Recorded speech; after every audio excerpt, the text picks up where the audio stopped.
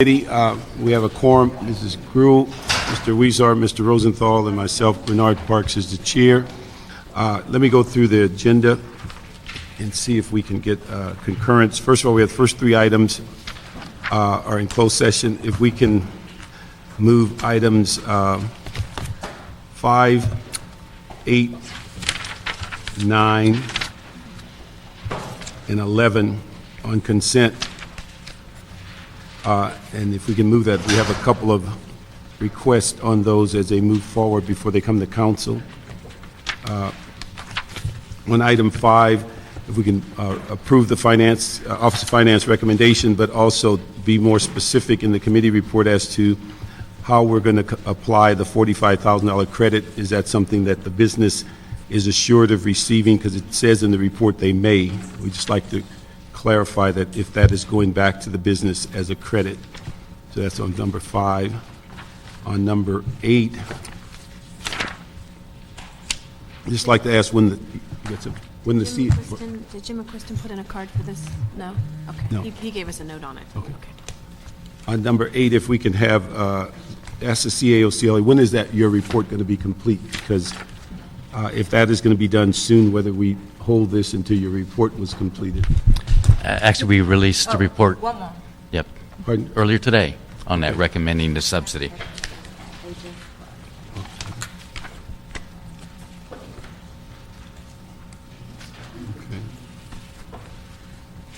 This is Okay. Would you like to hear the item, or Yeah, well, let's hold that one then, because I know I haven't read the report. We'll hold that one. And that's number 8. Number 9, that we concur with ITGS committee and approving the CLA recommendations. Number 11,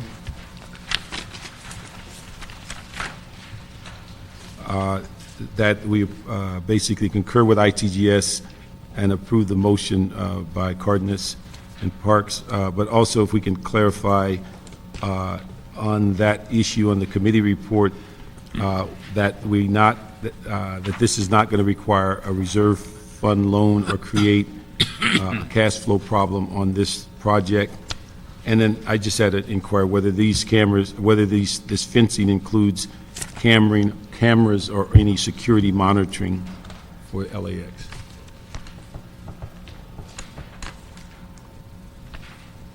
Okay.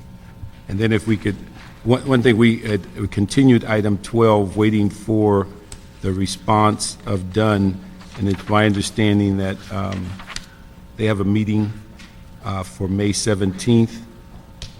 So I don't see a need of moving this until they have their meeting so that we can report it, so we can continue it until after the Board of Neighborhood Commissioners have met on this issue and come to a conclusion. So we can hold that in committee. That's on 12. So we get a concurrence of the committee and move those items.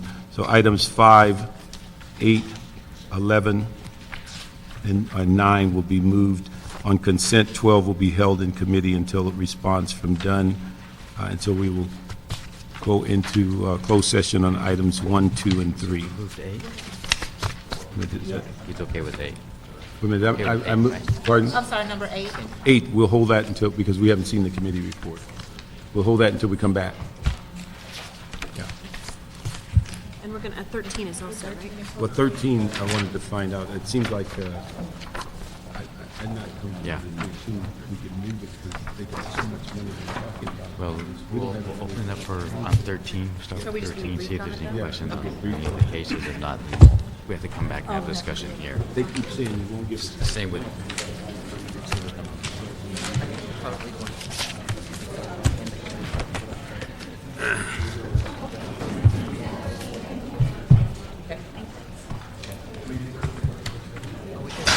Budget and Finance is reconvened.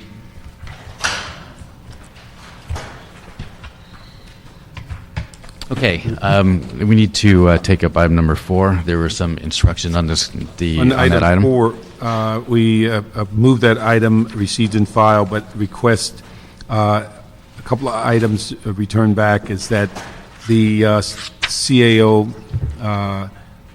along with the city attorney and the CLA, prepare a report to reflect the benefits as relates to evaluating the legal defense for FSLA cases to be handled either internally or externally, and a similar direction for workers' comp cases with specific emphasis of whether workers' comp cases dealing with public safety personnel should remain outside to attorneys.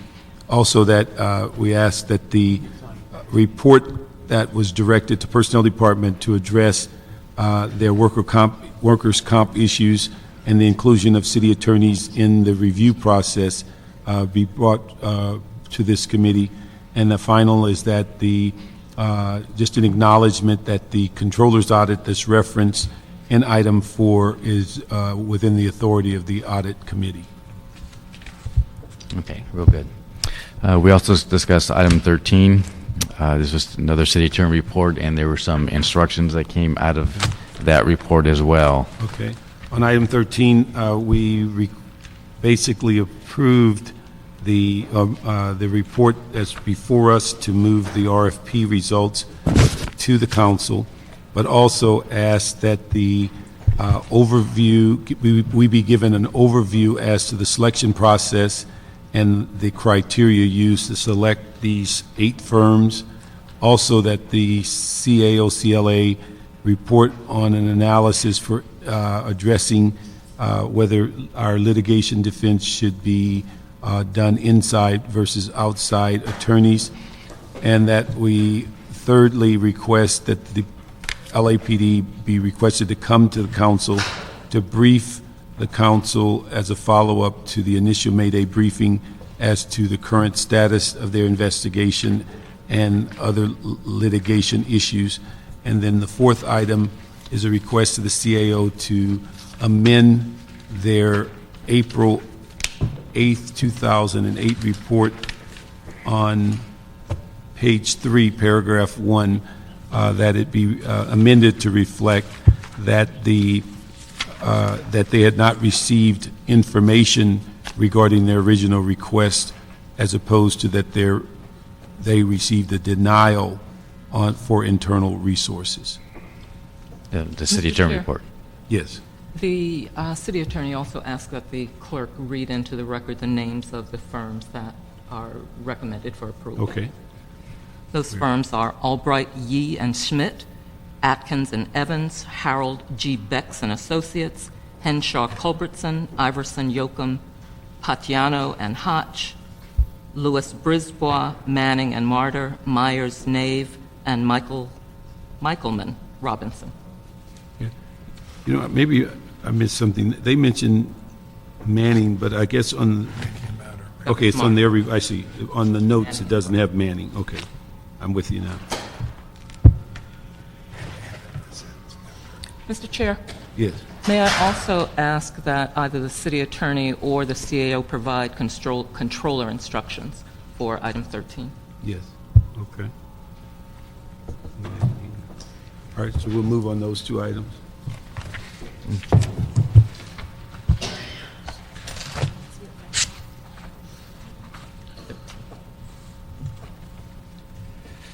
Okay, that takes us to item number 6, which is a city attorney and CAO report relative to approval of a contract between the Office of the City Attorney, Dispute Resolution Program, and the Los Angeles County Community and Senior Services. This contract agreement is for this Dispute Resolution Program, and this is the 18th year of this program. Good afternoon. How are you this Fine, how you doing? Good, just fine. Let me just go through a couple of questions. I think we've read the report, and you could give us some clarifications. Okay. On the, let's see, the grant period expires June 30th. The issue is that this is what, retroactive for this fiscal year? Yes, that's retroactive for this fiscal year. Now, do we have also a grant in for 0809? They are Grant going request. to extend this grant. That's what they anticipate that they will do, but the county has not yet done it. Okay, so the issue is that what we're approving today, the likelihood it will get extended through 0809 as opposed to retroactively from during this fiscal year, July 1st to June 30th. In addition to accepting the money for this fiscal year, there is a likelihood that it Okay. will be extended, yes. So in addition to this request, they'll extend, That's right. 0809. And they told us to anticipate approximately a 10% increase. okay. Let me ask, if we did not accept the grant, give us some idea of what things would stop happening as far as the The program. salaries of the staff members would not be paid. Okay. And how many staff members? 5 staff members. Okay. And then let me ask Cecilia, when will the reimbursement, is that going to happen after the end of this fiscal year?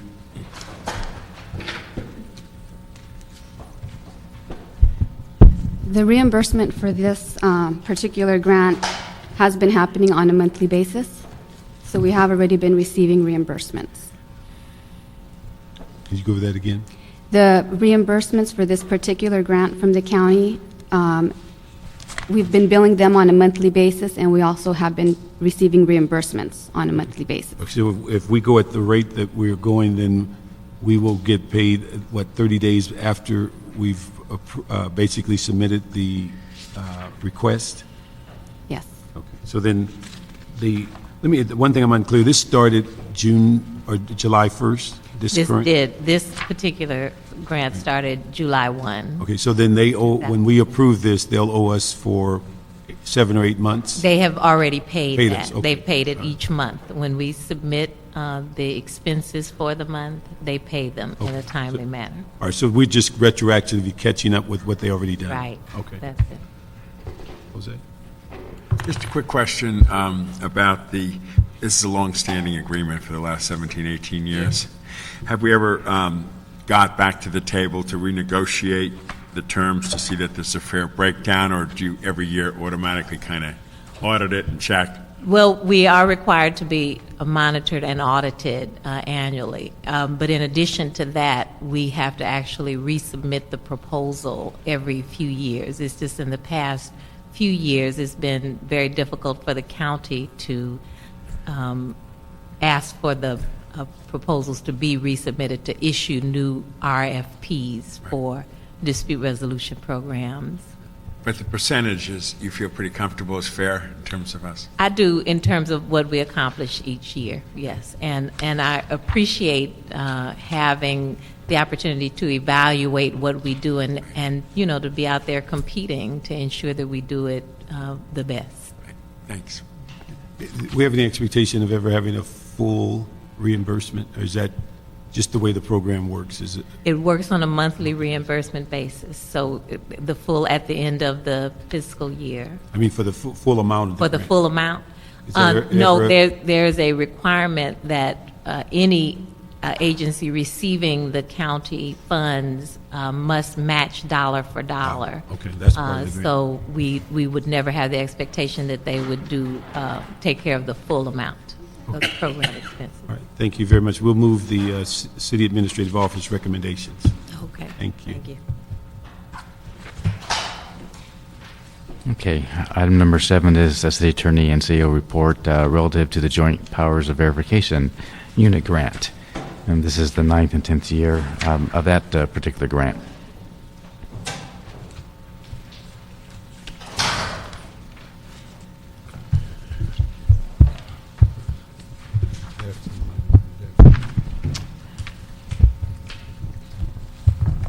Good afternoon. Let me just start off with some questions and see if I think we're pretty aware of the substance of the recommendation. The one thing I'm wondering from the CAO, in our dire financial issues that we're recommending a reserve fund loan, it appears as though, at least from my notes, CLA is recommending that we not move in that direction. Do we have other alternatives rather than moving forward on a reserve fund loan? The department has indicated that they have looked at all of their grant funds available in their 1020 account, and there is no alternative, that they actually only have enough funding for this particular grant for the next 2 payroll periods. For the next what? for the next 2 payroll periods. Okay. Let me ask, is that, where are they, and it's been a couple of months now that we've had the fourth report on financial status, where are they on their budget as far as being within budget or over budget? For their 1020 account, there's an assumption that this grant would be accepted and approved. They would actually be okay with their 1020 account based on that. Okay, if we approve the grant with the reserve fund loan? Yes. Okay, where would it put them if we approved the grant without the reserve fund loan? Where would it put them as far as their current budget, in the sense, are they over significantly, or where are they? They would have a deficit in that account, and they would have to request the money possibly with their mid-year. Okay, now, in that account, what about overall, looking at Department of their funds elsewhere? They have a deficit in their 1010 account, which is their general funded account. I believe their deficit is about $900,000. Okay, is this a department that we're going to eventually have to provide a end-of-year reserve fund, or basically a loan to close out their books? Yes, I believe we will be needing some money at the year end. I haven't received their request as of right now, but I do anticipate they will have a deficit. Okay, so for today, then, it makes little difference if we give them a reserve fund loan today or one in June. They're going to be in deficit either way. Correct. We can either pay them now or pay them later. Later, okay. I do have a clarification I wanted to make. The reserve fund loan actually is only for 0708 for this year. The department will have to come back to this committee for an additional appropriation for 0809. Yes, we're just trying to figure out on, as far as the reserve fund loans for this year. Let me ask the department, if the grant is, what is it? If we're asking, the grant is $632,000, and the city adds another $130,000, what would happen if the city didn't invest the additional $130,000? What would we lose? If we just stayed within the grant? We would probably have to lose a couple of positions within the program.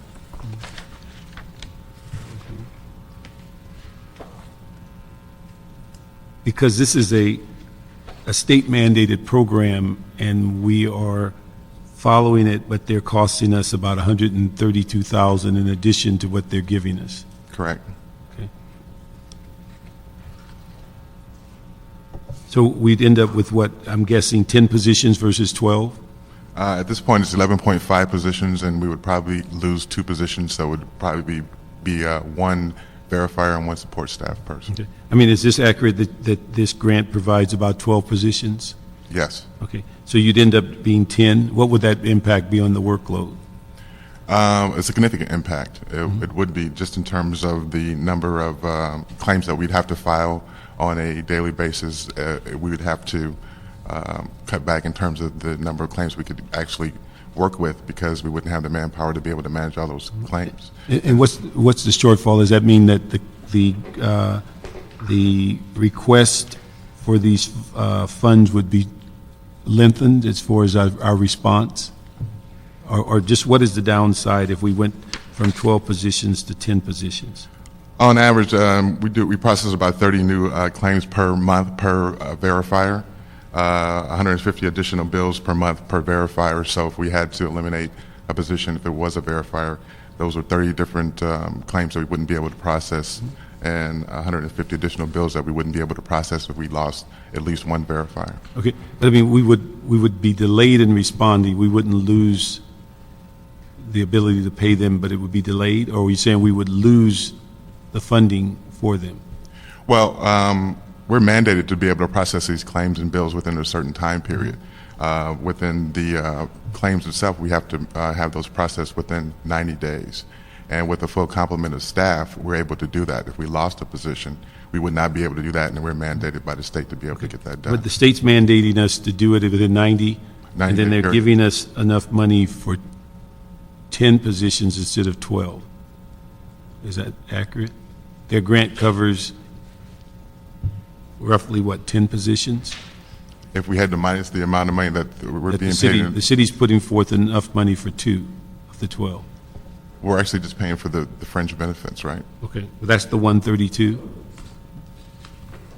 I'm just trying to find out, if we stayed within the grant amount and just used the 600 and some odd $1,000 and saved the city $132,000 of their commitment, what would be the impact on the program? Because we'd be doing a state mandate at the amount of money that they've given us.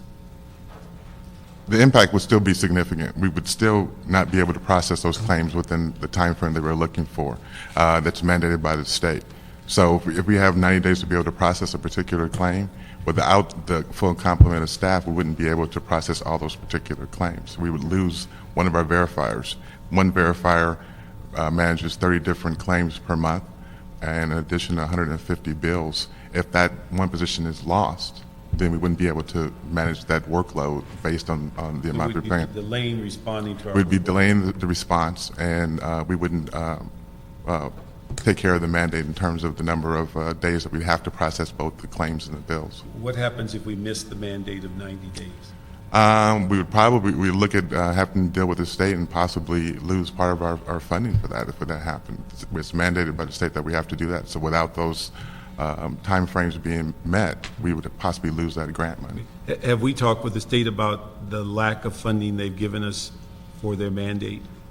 Yes, we have talked to the state about that. We're in negotiations with them at this point to see if we can increase that level of funding so that we can have a full complement of staff and not have the city have any kind of financial commitment towards what we're doing at this point. But we haven't gotten a definitive answer at this point. How have we dealt with it? Has it been a formal request? Just in conversations that we've had initially over the telephone. I meet with the state on a regular basis with my trips up to the State Compensation and Government Claims Board. I brought that to their attention, and we're just having an open dialogue about it at this point, but not a formal request, but I'd be happy to make that happen and see what their response would be.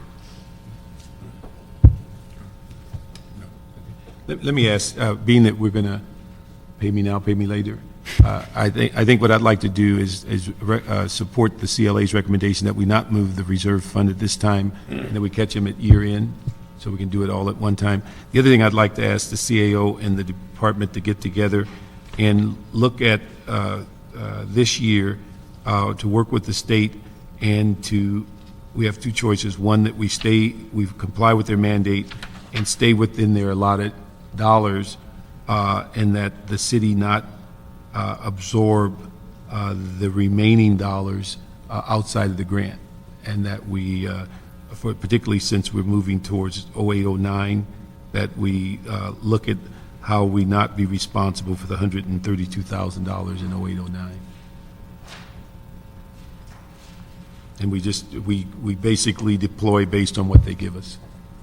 Okay. So we can move with those instructions. Thank you. Thank you. Thank you.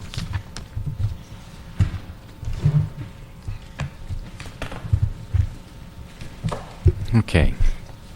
Yeah, item number 8 is a motion from CG13, Garcetti LeBons, and the CAO and CLA report relative to a request by the Pueblo Nuevo Development, a nonprofit community development corporation, for that would request a development fee subsidy for fees associated with building the Camino Nuevo High School.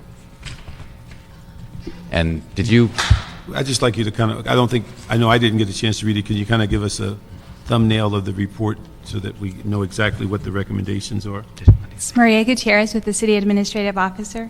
Yes, in response to motion, Garcetti LaBonge, the nonprofit which actually developed a charter school, had requested a $150,000 subsidy in compliance with the city's development fee subsidy policy. We completed our review.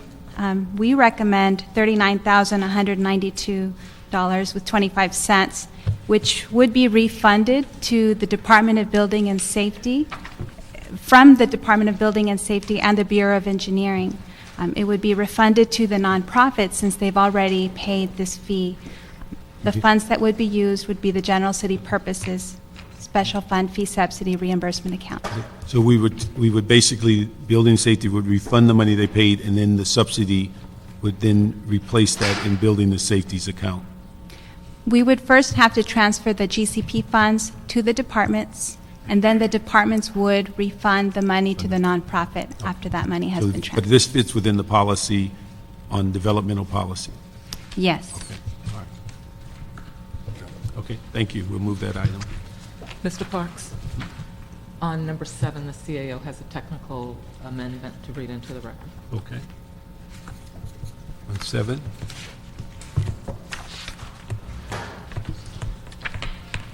Okay. The CAO's office requests technical corrections to the controller instructions for the dispute resolution, Council File 07-2907. Please substitute item 4B with the following: establish new appropriation accounts within the City Attorney Grant Fund Number 368, Department 12, and appropriate up to $263,262 as follows. Account number C701, Personnel Services, $259,488. Account number C703, Operating Expenses, $3,774. And add 4C to the instructions. Authorize the controller to transfer up to $259,488 from Fund 368, Department 12, Account C701, to Fund 100, Department 12, Account 1020, Salary Grant Reimbursed Account. And we'll provide written And we will, instructions to yes. yeah, okay. Thank you. Thank you. Any other items? Yes, one more. Okay. Item number 10, and this is one that was continued. It has the CAO report relative to the request for information on program or ideas to reduce the cost of health care provided to city employees. I thought okay.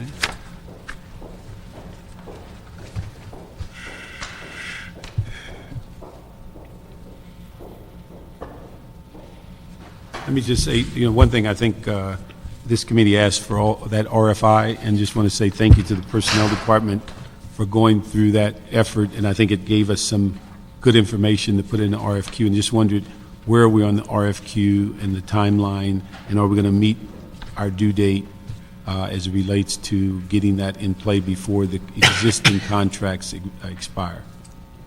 Okay. Tom Coltis from the CAO's office. The RFI was evaluated. The suggestions that were included in the RFI, primarily around wellness programs, disease management, changing the plan design, data mining, and the risk pool issue, which we did not pursue. All of those issues were incorporated in the RFP that the Personnel Department released. The RFP was out on the street. Responses were due back, and several of the vendors failed to comply with some of the city standard provisions. The JLMBC met on that issue last week and requested that the mayor's office waive the city standard provisions on particularly MBE, WBE. That was the major issue that a lot of the vendors failed on, as well as some contractor responsibility issues. The decision was made in the best interest of the city to cancel that RFP and immediately go back out.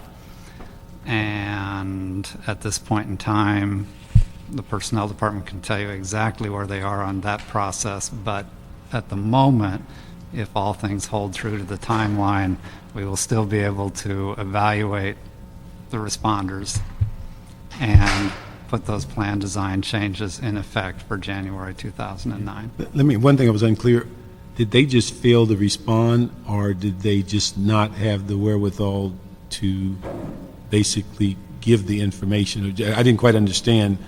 I mean, are they just not in compliant because they are not in compliant, or are they not in compliant because they just didn't answer?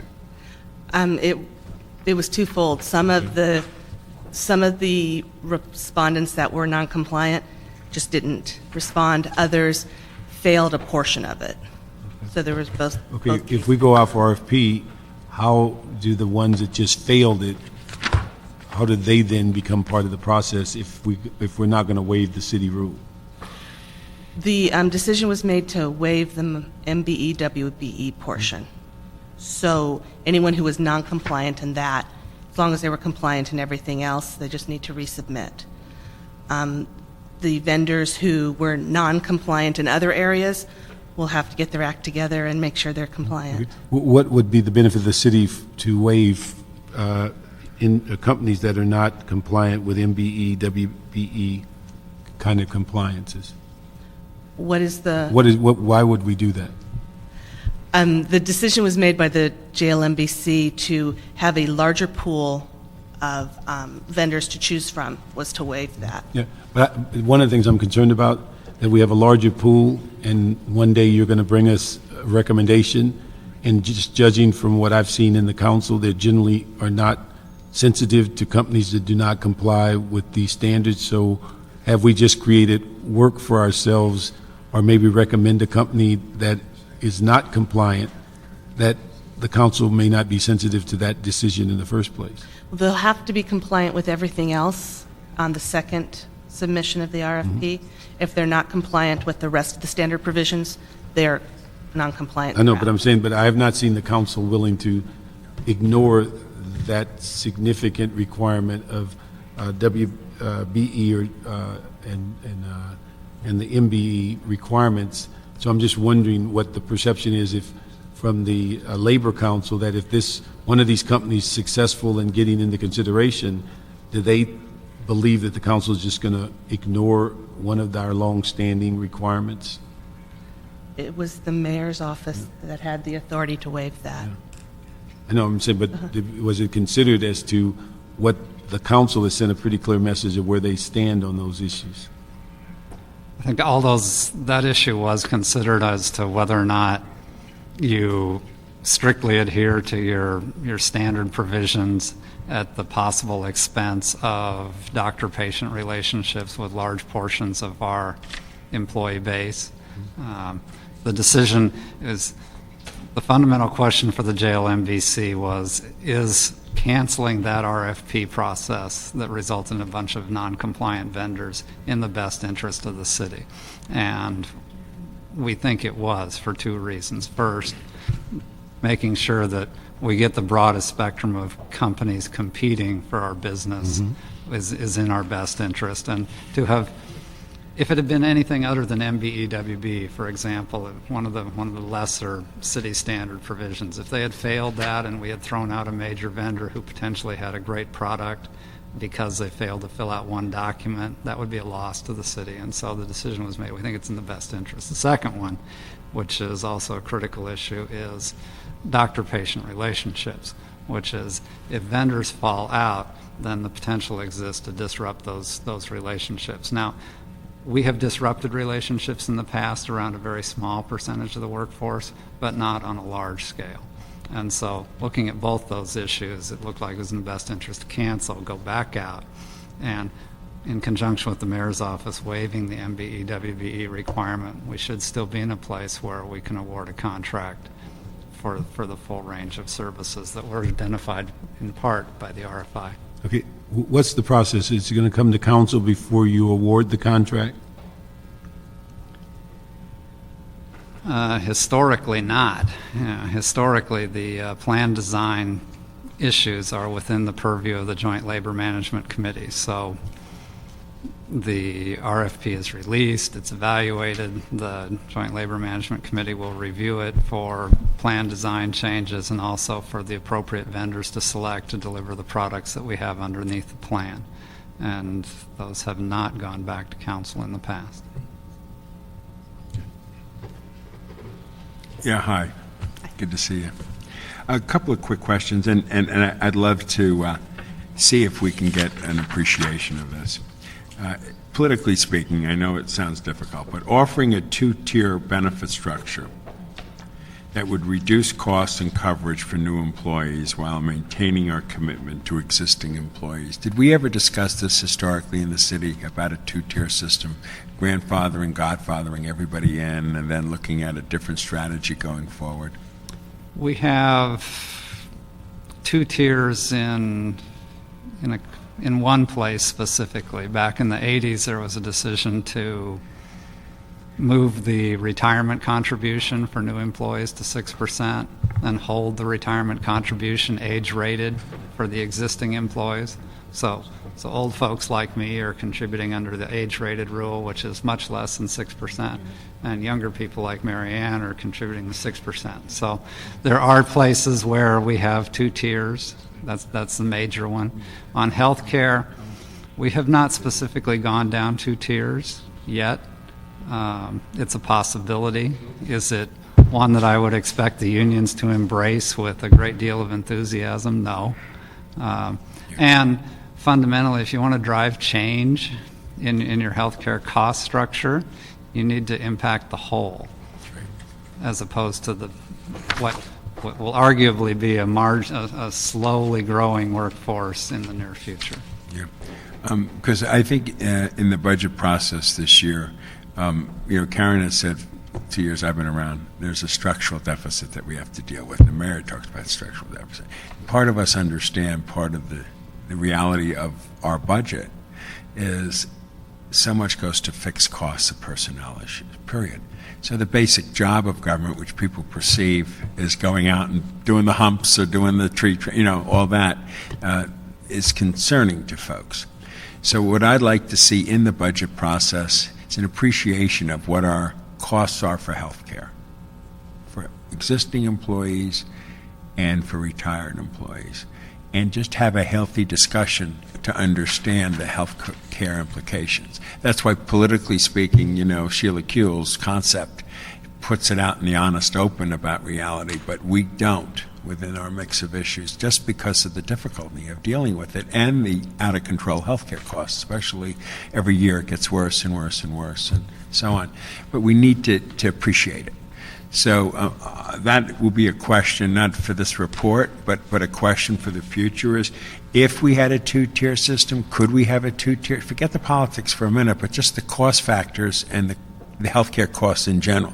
Then another one, younger employees have come to me just out of the blue, and some have been talking about offering reduced coverage and lower cost insurance to younger employees who do not have dependents, who would rather have reduced medical coverage in exchange for higher home pay. I've heard that. I don't know has that ever been explored, looking at that aspect of young people? No, but as it is, it's a savings to the city right now, because if you have single coverage, the city is paying considerably less for your health care as someone else who has dependent coverage. Yeah, and then it also helps the overall exposure we have when you have younger people in the system. Correct. Right. But I think we need to make that clear, that is a reality. I mean, I personally think we all are in this boat together, so we have to figure out a way to deal with it. But employees have come up to me, younger ones, say, I don't want to pay that much, I don't need that much coverage, I would rather have more take-home pay. Has that been addressed historically by the unions or not? No, the closest thing we have is if you have coverage through another source, we do give a cash in lieu allowance. But as far as younger or single employees getting extra pay or an extra incentive because they don't have dependents, no. Okay, thanks. Let me just, and I think certainly we'll note and file the CAO's report, but I'd like to, one thing that came up after the RFI went out and the RFP was that we were contacted by a couple of medical or insurance firms, and that one of the items that I believe maybe it's done with a nuance, but maybe not directly, that as we go forward on the next RFP, that we ask these companies responding how they are going to increase or maximize the communications with our city employees through electronic, dealing with telephones or whatever, that what we're looking at that in the basis of how it could be part of the preventive nature of the medicine for warning them about their annual physical, but how they're going to maximize all the technology that's available to communicate with our employees. That question was included in the RFP. Okay, we got that. Okay, the other thing, I'd also ask as a direction that when the RFP is completed, that when it goes back to the Joint Labor Management Benefit Committee, that upon them making recommendations, that they come back to council before they negotiate a contract, because with all these issues, I think it's very important that the council have some understanding and role before they're given a final contract as a final deal, to understand how and why we got to that particular situation. So I'd ask that come to us before that as a recommendation as opposed to the final decision. Okay? Okay. And also, we'd like to make sure we stay within the guidelines so that we are compliant with getting this done before the expiration of the existing contracts. And I think that's the most important thing in terms of our potential for cost containment. Yeah. Is we've got to have a change in plan design come January 1st. I agree, and I think what we'd like to do is have the council be a part of that decision as opposed to being given the final decision. I think that'd be good. Okay. All right, thank you. We'll move that item with those directions. We have one public comment, Mr. Allen.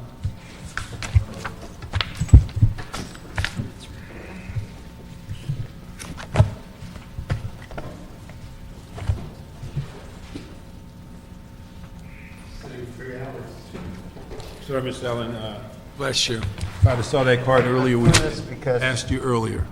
I was down at Laguna this weekend thinking about this, and I was talking to people, and I don't think any of you realize this, so it's kind of real estate is booming in Los Angeles, and you're not getting a transfer tax because there's been a whole scam done. Everything is being put into LLCs, limited liability, so they sell the partnership or sell the corporation, and they're not transferring the real estate title, and you're being screwed out of millions of dollars. Plus the fact, for some reason, all these foreclosures, that's a transfer of title, even though it's a trustee's deal. Now they're not paying it on those, and then when the lender is reselling it, they're not paying it again. In each one, if there's some way that you could audit this, you'd have the whole deficit there from all this real estate stuff. And I just think that nobody has really looked at it. I mean, you're an attorney, you'd understand this, that everything's gone into LLCs now, into corporations. So when somebody sells the Arco Tower, if there's a corporation that owns it, they just sell the corporation and they don't transfer the title of the real estate. And they're beating the property taxes and they're beating your sales taxes. So I really think that you got to figure out some way to look into it, set up a committee or something on it. And that's the one thing. Now, the second thing... Let me just comment. Just last week, Mr. Morales in the CLA's office, we sat in a meeting to discuss those issues, and the CLA is beginning to look at both of those issues you just brought up. Because I think it's really important. Secondly, the other issue is most of the cities right now are making deals with the billboard companies on city properties.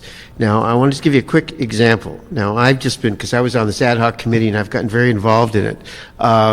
You have this new supplemental district on 16th Street that you voted the other day. The next block, the city owns the property, right adjoining it, okay? Now, Foster and Kleiser or DeCo will give you 50% of the income if those boards are on the city property, and those boards that you just approved will bring in $6,600,000 a year. And so you would get $3,300,000. Now, in fact, I have the rate sheet here. The digitals on the streets are renting for $97,000 a month, and on the freeway locations, they're renting for $200,000 a month. And every other city, if you look it up, are all getting 50%. They're all splitting it.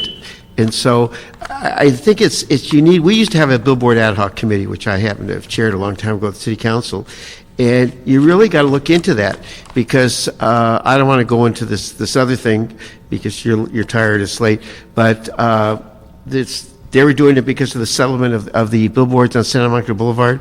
Those were federal railroad right-of-ways, and there is in every lease that if they're canceled, there's nothing if they widen the streets.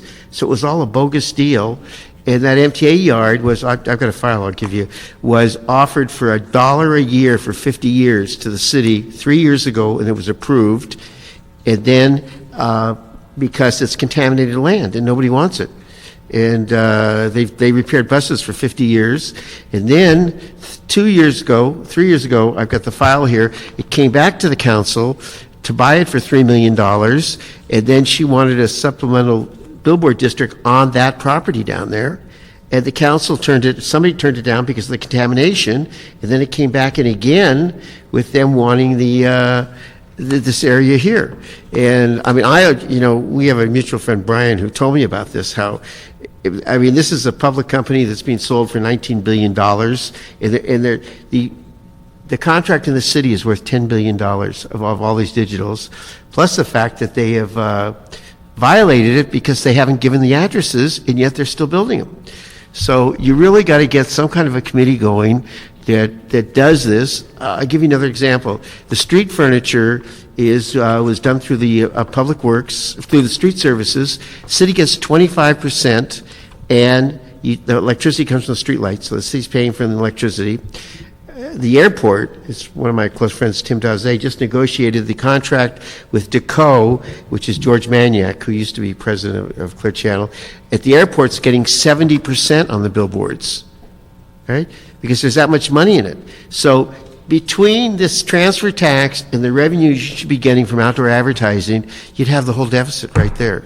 And I mean, I wanted to come here and say it to you guys so it doesn't go out public to the council, but you really got to look into it.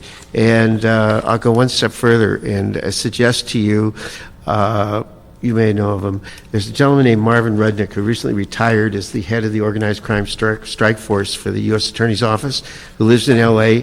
His wife retired. She was Catherine Harris from the L.A. Times, the investigative reporter. And he's not doing anything, and he said to me that he would love to work for the city very cheap to investigate some of this stuff. If that's what you need to do, is to look in, because it's not, there's money you're not getting. And I mean, listen, you guys all know me for years, and I went to come down here for 3 hours if I didn't think it was important to kind of like open your eyes on it, because it's simple to correct. And I think that there's a lot of money on the table. And so tomorrow, if somebody could do a friendly amendment that says two things. Number one, expand the supplemental use district one block over to the city property, which is rented to LAUSD for storage at 16th and Griffith there. You'd get $3.5 million immediately, a yearly rent on that. And number two, that supplemental use district should not come into effect until that park is built or the escrow is closed on the park. Are you referring to a specific item on tomorrow's agenda? Yeah. I don't know if I can. Oh, yes, the one that's, it's the, I think it's item 8 or something. It's the one, the Jan Perry's deal about the park at 41st and, do you know that area down there, 54th and Avalon? It's an industrial area down there. This is the old MTA yard from 1920 to 1980, I think, or 1938. It's totally contaminated, asbestos. It'll cost $20 million to get it ready to build. And this was all created by the billboard company as a vehicle to get their boards. And, in this city, there's a couple of very honest people. I mean, Brian Kennedy's very honest. George Maniac from Deco is very honest. The rest of them are all out to just see what they can get and not give the city anything. And Long Beach just signed some contracts with billboards on the freeways. 50% they're getting. And each one of those is worth millions of dollars. Mr. Bark, can we ask the CLA to spend some time with him? Oh, yeah. In fact, if you could talk to Mr. Morales right behind you. We have a planned session coming up about revenue generation that's going to be before council. It's a motion by Mrs. Hahn. Yeah. And that would be an ideal thing to pass on your information and also maybe to be there during that discussion about revenue generation. Okay, if you like, I'll try to talk to somebody I know, that one of the heads of the title company stuff. There's got to be a way to figure out how to generate when these transfers are happening. Yeah. Because, as you know, all these major buildings are selling like mad. No, but please get with the CLA after this meeting, and let's cue that up for the meeting on the 23rd. Okay, it's certainly worth discussing in a serious way. I didn't want to go in public because I don't want to get shot. Well, we got the guy right behind you that'll start with you. Okay, great. Thanks a lot, guys. Thank you.